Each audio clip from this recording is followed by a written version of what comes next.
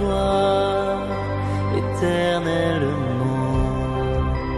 Où donc aller, loin de ton souffle? Où m'enfuirai-je, loin de ta face?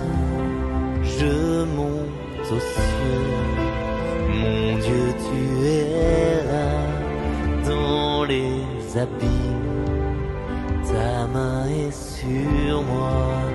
Dieu éternel, je sais que tu m'aimes, tu es mon Père, je suis ton enfant.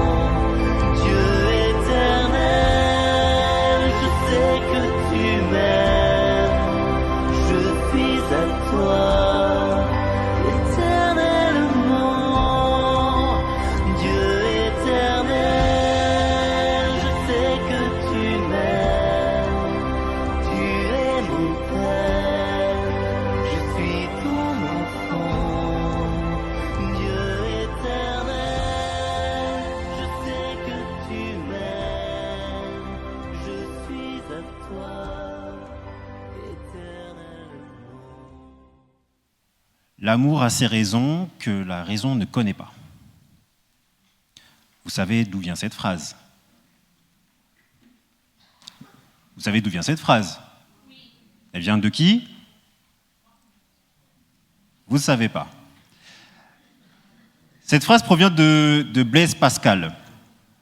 Blaise Pascal, qui est un philosophe du XVIIe siècle, et qui a écrit cette phrase dans son livre qui se nomme « Pensées ». En fait, dans cette phrase, il y a quelque chose de très vrai, c'est-à-dire que l'amour a cette faculté de dépendre uniquement du cœur plutôt que de dépendre de la raison, de dépendre des raisonnements logiques. Et pourquoi c'est vrai? Parce que finalement, on ne peut pas expliquer pourquoi on aime quelqu'un, que ce soit sur le plan sentimental ou amical. On ne peut pas l'expliquer. Parce que si on l'explique, ça reviendra à dire qu'il y a des raisonnements logiques qui pourraient expliquer les raisons pour lesquelles on aime quelqu'un. Ok? Donc ça signifierait aussi que cette personne-là coche absolument toutes les cases qui nous permettent de l'aimer. Et ça, c'est dramatique. Ça, c'est dramatique parce qu'on ne peut pas aimer quelqu'un parce qu'elle a le bon profil. On est ensemble ou pas? On ne peut pas aimer quelqu'un parce qu'on considère qu'elle est comme ça, elle est comme ça, elle est comme ça, donc je l'aime. La vérité, c'est que pas comme ça que ça se passe. On n'aime pas quelqu'un parce qu'elle a le bon profil, on aime quelqu'un parce qu'elle est la personne qu'elle est, tout simplement. Et ce serait dramatique d'aimer quelqu'un parce qu'elle a le bon profil, parce que finalement, lorsque le bon profil cède la place à la véritable personne qu'elle est, au fond d'elle, on traverse désillusion sur désillusion. On est d'accord? C'est-à-dire qu'on ne peut pas aimer quelqu'un parce que fondamentalement elle le mérite. On aime quelqu'un parce que finalement, elle est ce qu'elle est. On ne peut pas aimer quelqu'un parce que parce qu'elle a la bonne religion, ou la bonne doctrine, ou que sais-je encore. Et il en va de même pour l'amour de Dieu finalement. Parce que l'amour de Dieu ne dépend pas de nos mérites, elle ne dépend pas de notre religion, elle ne dépend pas de nos doctrines, elle ne dépend pas de nos conceptions, des bonnes compréhensions qu'on a de la Bible. L'amour de Dieu dépend de ce que nous sommes. Un point, c'est tout.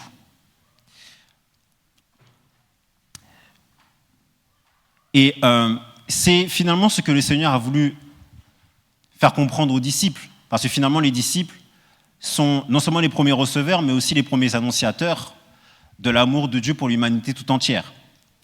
Parce que finalement, les disciples, il y en a parmi eux qui étaient des peureux. Il y en avait qui étaient des personnes qui allaient renier Jésus. Il y a des personnes qui allaient le trahir. Et pourtant, le Seigneur les a aimés exactement de la même manière. Finalement, l'amour de Dieu ne dépend pas du profil de la personne, de la religion de la personne, des doctrines de la personne, de ce en quoi elle croit. L'amour de Dieu est quelque chose qui est indépendant de ce qu'on peut faire. Elle ne peut pas dépendre de nos mérites. Et c'est exactement ce que le Seigneur a voulu faire comprendre en partageant ce dernier repas avec des disciples qui sont fondamentalement imparfaits et qui ont des défauts qui, quelque part, pourraient être un petit peu repoussants quand on regarde la vie de certains d'entre eux, ce qui s'est passé avant qu'ils partent, avant que le Seigneur s'en aille, mais aussi quand on regarde aussi ce qui s'est passé après. Alors, finalement, qu'est-ce que le pain ? Le pain qui est la parole de Dieu, que justement les disciples, en prenant ce pain, en s'imprégnant de ce pain, reçoivent le devoir de transmettre ces paroles de Dieu, c'est de transmettre aussi le message d'espoir, le message d'amour à l'humanité tout entière, en leur faisant comprendre que eux aussi n'ont pas mérité, mais Dieu l'aime quand même.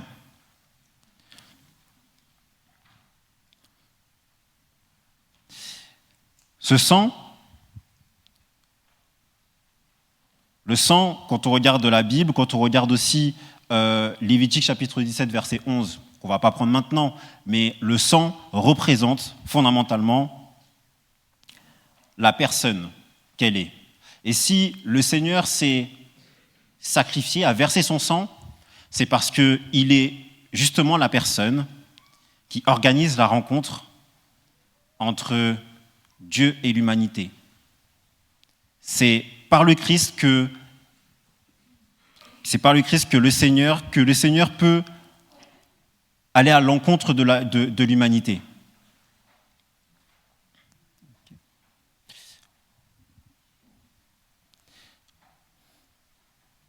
Et pourquoi le Seigneur demande à ce que ses disciples s'imprègnent de son corps et de son sang ? C'est parce que finalement,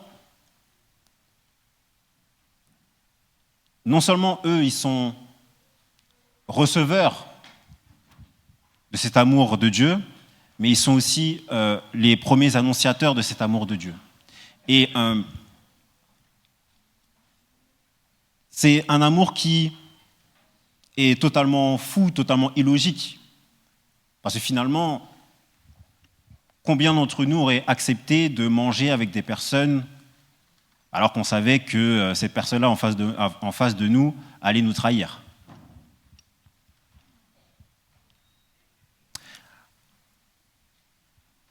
Qui parmi nous aurait accepté finalement qu'on mange avec des personnes, qu'on partage quelque chose avec des personnes, alors que finalement on sait que à un moment donné, la relation peut être vacillante.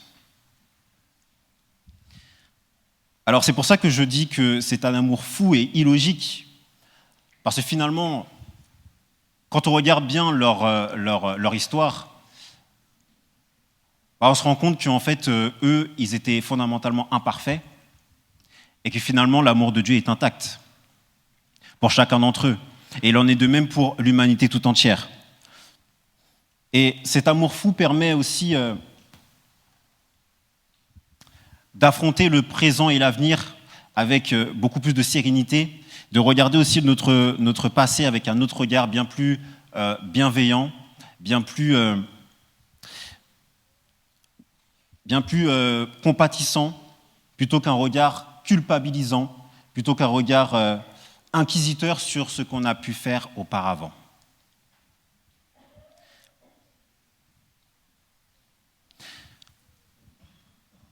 L'amour a ceci d'irrationnel que, fondamentalement, on aime quelqu'un, non pas parce qu'elle a fait des choses qu'on considère comme bonnes, non pas parce qu'elle le mérite, mais parce qu'elle est ce qu'elle est, et un point c'est tout. Alors certes, c'est vrai qu'il y a des choses qu'on ne va pas accepter chez cette personne-là. Il y a des choses qu'on va dénoncer chez cette personne-là. Mais finalement, l'amour qu'on porte pour elle restera intact. Et c'est ce que le Seigneur a voulu faire comprendre à ses disciples en prenant ce dernier repas. Parce que finalement, c'est un amour qui est fou et illogique, parce qu'encore une fois, il y avait parmi eux, il y avait des personnes qui allaient le trahir et le renier. Malgré ça, c'est un amour qui reste intact.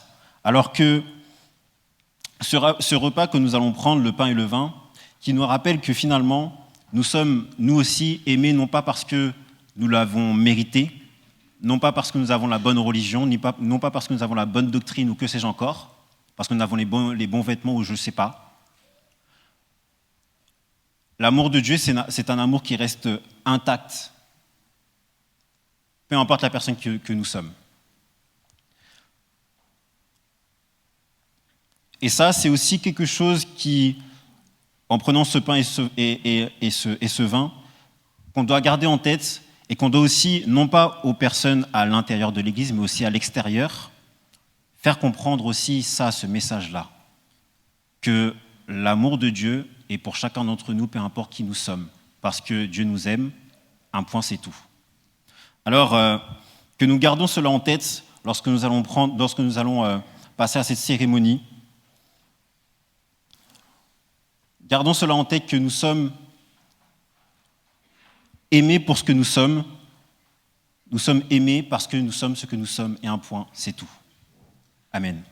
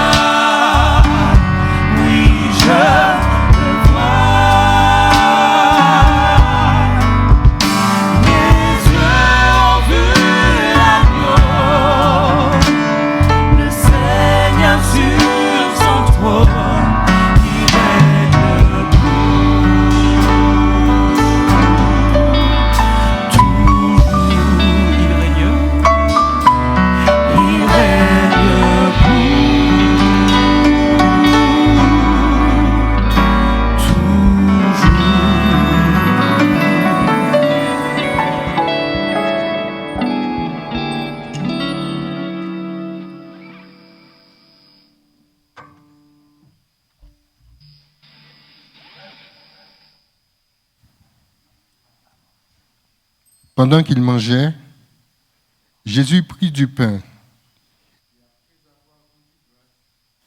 Il le rompit et leur donna en disant, « Prenez, ceci est mon corps. » Amen. Je vous invite à prendre la position adéquate pour la prière.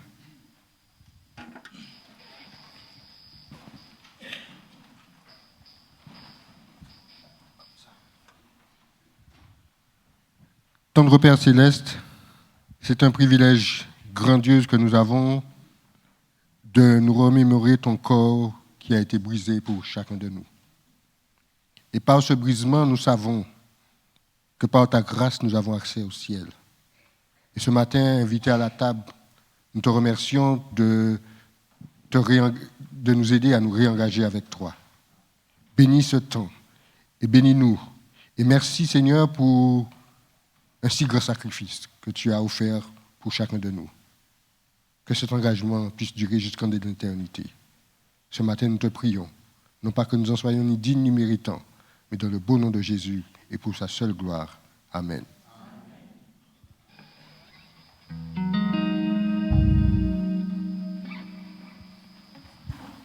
J'invite tous ceux qui prennent du pain à rester debout.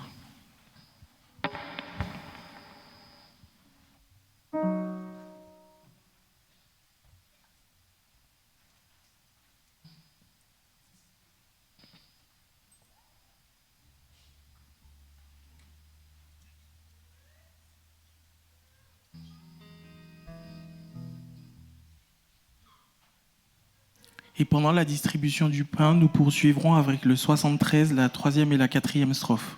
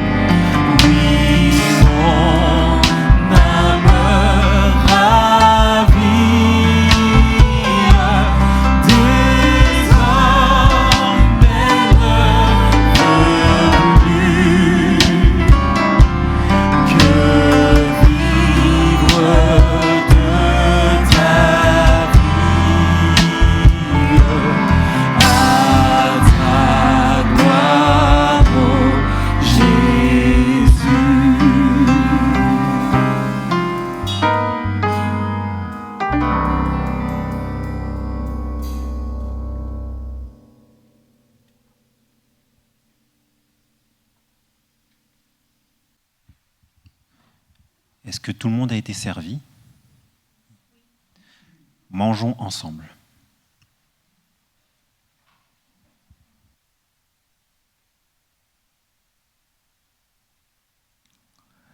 Il prit ensuite une coupe et après avoir rendu grâce, il le leur donna et en burent tous. Il leur dit, « Ceci est mon sang, le sang de l'alliance qui est répandu pour plusieurs. Je vous le dis en vérité, je ne boirai plus jamais du fruit de la vigne jusqu'au jour où je boirai de nouveau dans le royaume de Dieu. »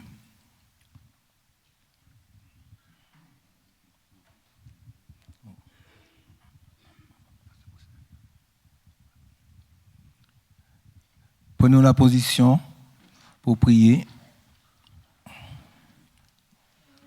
Dieu Tout-Puissant, nous voici devant toi tels que nous sommes. Nous savons ce que tu as laissé pour nous comme exemple. Nous sommes là aujourd'hui pour célébrer cela avec toi. C'est toi qui nous as donné cet exemple, Seigneur Dieu Tout-Puissant. Alors permets que nous puissions, Seigneur, nous rappeler ton sacrifice pour chacun de nous ici présents et pour les autres aussi, Seigneur. Tu nous as sauvés le jour que tu nous as dit, tu t'en vas, mais nous savons que tu reviendras et tu nous prendras avec toi, Seigneur. Merci pour ton sacrifice. Reste avec nous, accompagne-nous durant ce moment et permets, Seigneur, que nous puissions nous rappeler ce sacrifice que tu as fait pour nous. Au nom de Jésus, pour ta gloire, on t'a prié. Amen.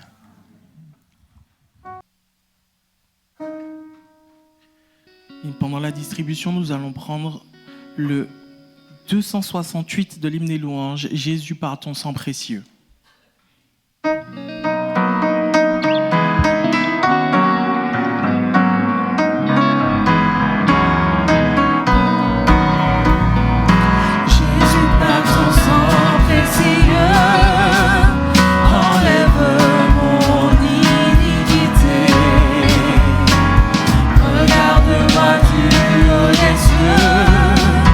Dis-moi que tu m'as pardonné.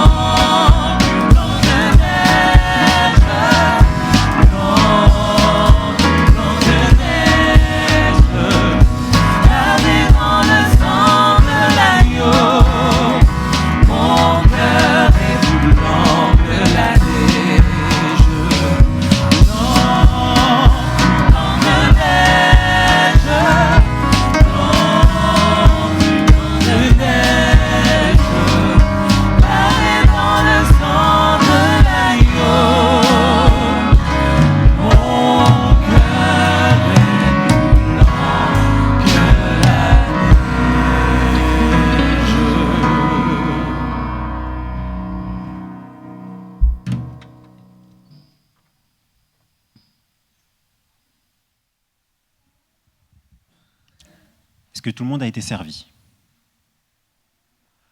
Alors buvons ensemble.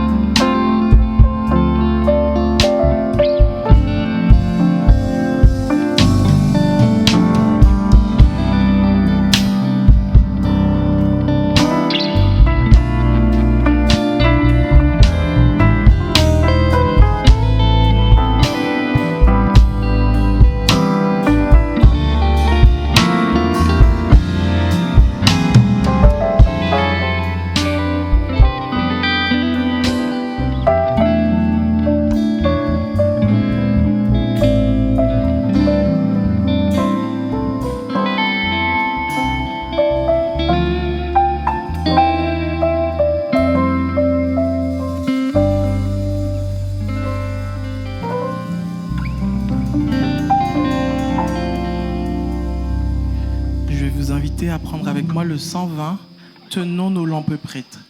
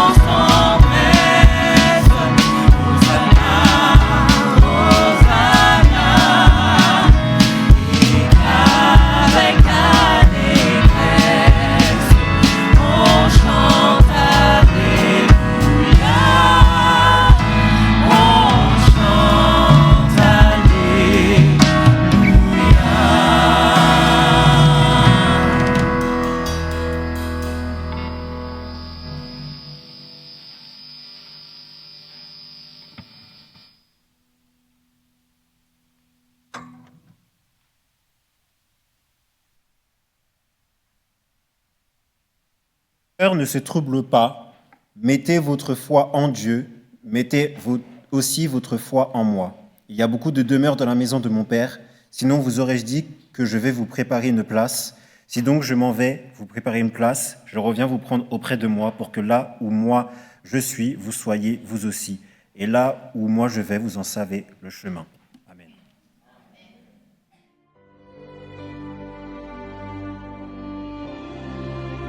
Depuis toujours, Dieu, tu m'as choisi. Depuis toujours, Dieu, tu m'as béni et appelé. Avant ma naissance, tu me tissais dans le silence. Dieu éternel, je sais que tu m'aimes, tu es mon Père, je suis ton enfant. Dieu éternel, je sais que tu m'aimes, je suis à toi.